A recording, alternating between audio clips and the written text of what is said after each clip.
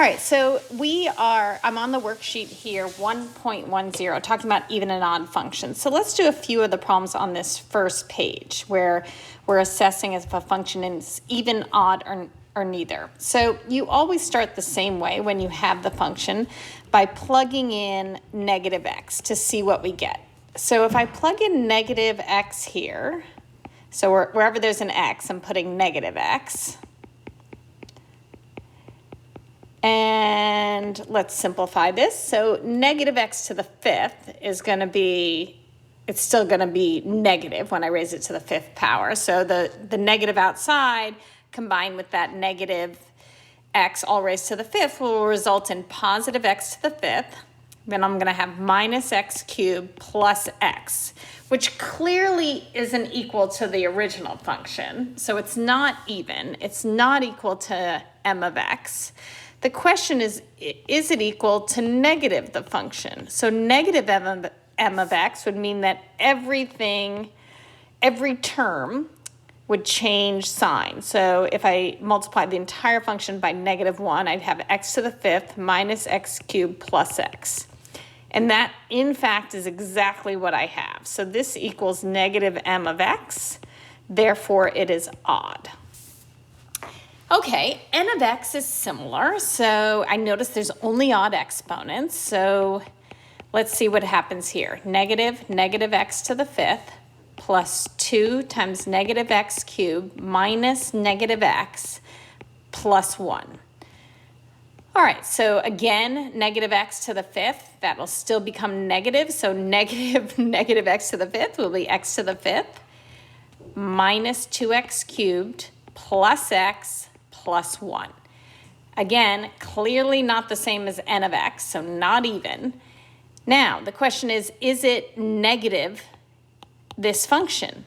And everything indeed has changed sign except the constant, and that's a problem.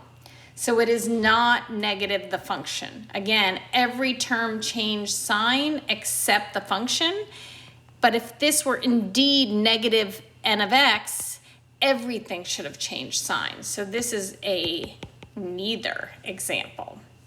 So notice with a function with odd exponents, in m of x, there was no constant term, so it was odd. However, when a constant term was added, it was no longer odd. It became neither. Let's see if the same holds true with all even exponents. So if I put in negative x to this p function, I've got negative x to the fourth plus 2 negative x squared minus 3. So any negative inside an even exponent is going to come out as positive. So it's going to be negative x to the fourth plus 2x squared minus 3. And indeed, that is exactly the same as p of x. So that would be even. So notice a constant term when everything else is even does not mean it no longer is still even, because remember what even means, everything stays the same, which will be true of the constant term as well. So having a constant with all even exponents, still it maintains being even.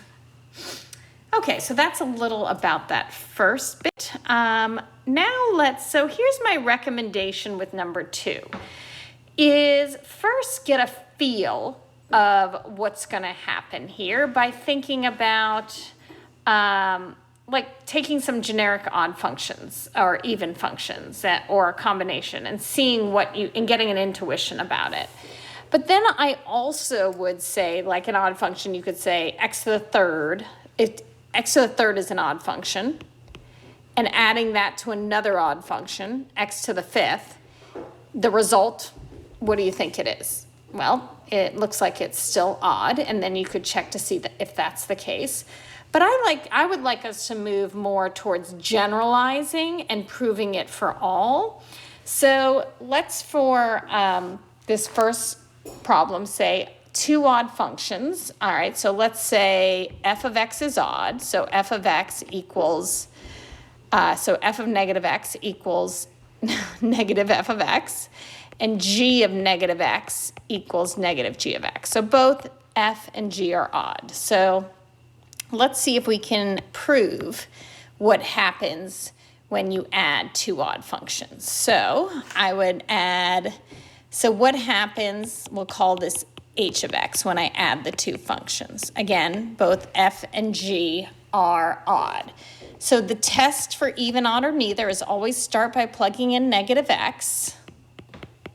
So when I do that, I have f of negative x plus g of negative x. But because both are odd, f of negative x is the same as negative f of x.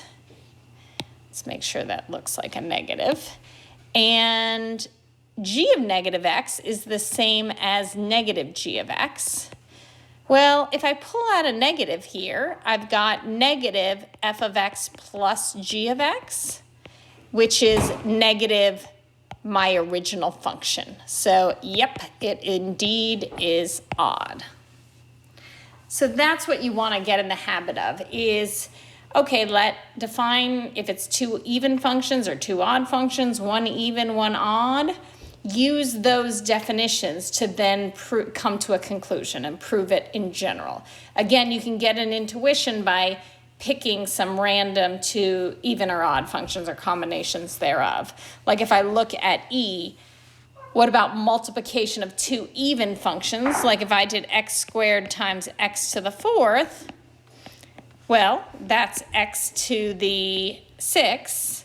So that will still be, in my hypothesis is when I multiply two even, I'll still have an even.